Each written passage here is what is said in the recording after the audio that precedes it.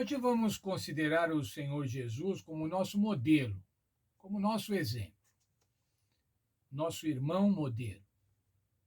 Nas famílias numerosas, nas famílias que têm vários filhos, muitas vezes, irmãos, e muitas vezes mesmo, os irmãos mais novos procuram parecer com os irmãos mais velhos, procuram imitar os irmãos mais velhos, fazer o que os irmãos mais velhos fazem, vestir as roupas dos mais velhos. Se o mais velho gosta de música, os menores também vão procurar aprender música. Temos muitos exemplos. O irmão mais velho é pastor, o irmão mais novo também é pastor, o irmão mais velho é médico e os irmãos mais novos também seguem a medicina. Procuram imitar o irmão ou a irmã. Procuram imitar os comportamentos, o desempenho acadêmico, as profissões. Portanto, irmãos, os irmãos mais velhos têm a responsabilidade e são exemplos para os irmãos menores. Jesus, na nossa natureza, na natureza humana, irmãos, se constituiu como o nosso irmão mais velho. E esse irmão mais velho nos deu exemplos.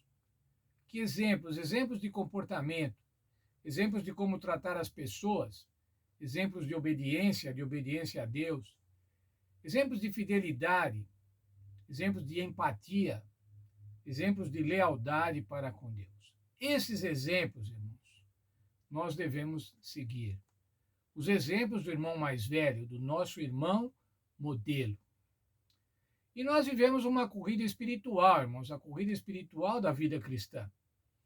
Se você olhar lá o livro de Hebreus, capítulo 12, os versos 1 a 4, não vou ler, mas eu vou dizer o que ele fala. Ele fala para os cristãos do século I, para aqueles cristãos que eram os destinatários da carta aos Hebreus. Mas fala também para nós hoje. E lá diz assim, sobre a corrida cristã: deixe o embaraço e o pecado que nos rodeia. Será, irmãos, que nós temos pecado nos rodeando? E quantos? Devemos deixar esses pecados que nos rodeiam. Corramos com perseverança. Corramos olhando para Jesus, o autor e o consumador da nossa fé. O autor da nossa fé, por quê, irmãos? Porque ele é que abriu o caminho. Ele é que correu a corrida da fé, a corrida da vida cristã pela primeira vez. E ele é o consumador, por quê, irmãos? Porque ele garante a recompensa. Ele está assentado à destra de Deus e garante a recompensa daqueles que correrem a corrida cristã. Ele é o pioneiro, é o precursor, é o primeiro a correr a corrida da vida com sucesso. Primeiro e o único ser humano que correu a corrida da vida com sucesso, sem pecado, sem mácula, como já vimos. Mas ainda, irmãos, o apóstolo nos aconselha: vocês não cansem, não desfaleçam. Ele estava falando isso para os cristãos, aqueles que estavam sendo perseguidos lá pelo ano 60, 70, após Cristo. Estavam cansados de ser perseguidos, mas ele dizia: não se canse, não desfaleça, resista ao pecado com sangue. Isso quer dizer, resista ao pecado até a morte. E quantos, irmãos, já resistiram ao pecado, foram fiéis a Deus, foram mártires a Deus, resistindo até a morte. Mas ainda, ele diz o seguinte: confie em Cristo. Confie no irmão mais velho, no irmão modelo. Hebreus 2,13. E outra vez, porém nele a minha confiança, e ainda, eis-me aqui e os filhos que Deus me deu. Quando o apóstolo Paulo escreveu isso, ele estava se lembrando do profeta Isaías. O profeta Isaías que disse assim: eis-me aqui e os filhos que o Senhor me deu.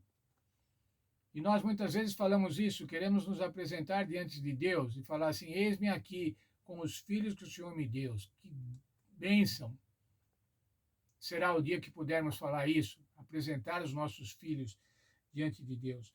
Mas Isaías, naquela situação, era na situação do rei Acás, quando o rei Acás não estava confiando em Deus.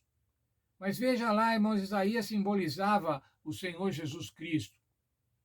E os seus filhos, representavam os filhos espirituais de Cristo, representavam cada um de nós.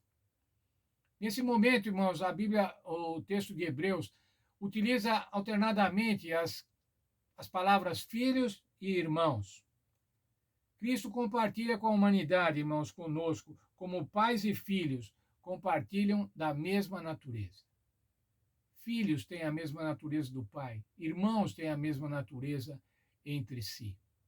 O Senhor nos trata como filhos, nos trata como irmãos, porque Ele tem a mesma natureza. Quando Ele veio a esse mundo, Ele assumiu a mesma natureza humana. No livro de Hebreus, capítulo 10, versos 12 e 13, a gente vê a vitória de Cristo. Uma descrição da vitória de Cristo. Hebreus 10, 12 e 13. Mas este, havendo oferecido para sempre um único sacrifício pelos pecados, assentou-se à destra de Deus. Daí por diante, espera que os seus inimigos sejam colocados como estrado aos seus pés. O Senhor Jesus já venceu, irmãos.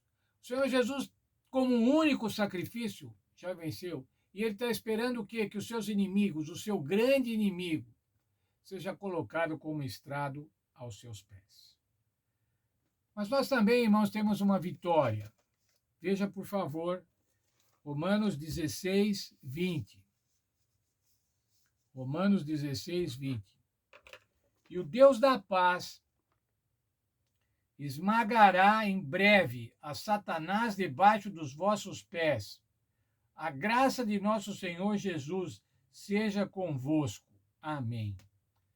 Assim que Paulo encerrou a carta aos Romanos, o Senhor Jesus vai esmagar Satanás debaixo dos vossos pés.